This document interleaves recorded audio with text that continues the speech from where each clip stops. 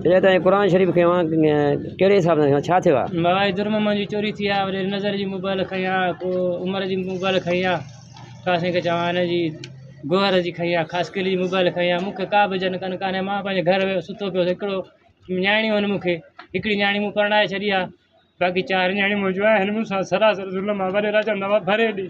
केरु था चवनि तव्हांजे भरे जी? वॾेरा चवनि था। वॾे जा नाला खण न पिया, कहिड़ा वॾेरा?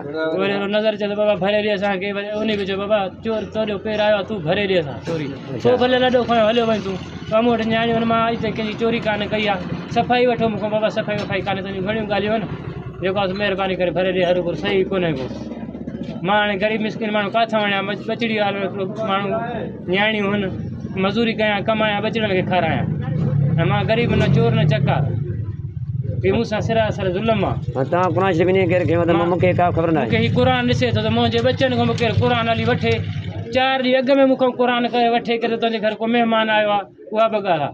उन खां पोइ असांजी मेंह वई आहे, मां जेतिरो बि ठाहो को ॼाण मां क़ुरान पाक खणी घुमायो, उन ते मूंखे क़ुरान ते मेंह मिली। हाणे उहे चोर क़ुरान पाक हाणे चोर हुयो, चोर असांखे ॿुधाइजे चोर मेंह कायो। हाणे मूंखे ख़बर हुजे मां क़ुरान पाक छो खणी घुमायां? पाण केरु भाउ? मां बाबा लाशारी आहियां। पाण किथे वेठा तव्हां? मां सेठ न्याज़ हाले पुट जी बनी ते वेठो आहियां। मूंखे 18 साल थिया हाणे।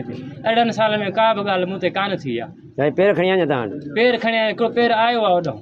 हाणे वधीक ख़ुदा खे ख़बर आहे त कहिड़ा। मां त अंदरि सुतो पियो घर में, मूंखे कहिड़ी ख़बर आहे चोर आया? मां त वरी हले वियुमि सुबुह सां मज़ूर माण्हू फुहारे ते, मूंखे कहिड़ी ख़बर छा आहे छा कोन।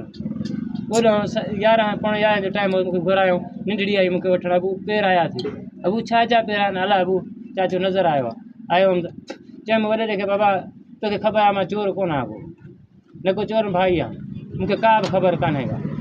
रज मूंखां मां वारा में जेका असांजी इहा साॻियो आहे पियो आहे, त तोखे ख़बर न चोर में जो नथो लभे, में खाई वियो चोर, चोर बाज़ारि नथो थिए, क़ुरान पाक थिए। हाणे रज बि चयो जेको आहे तो चयो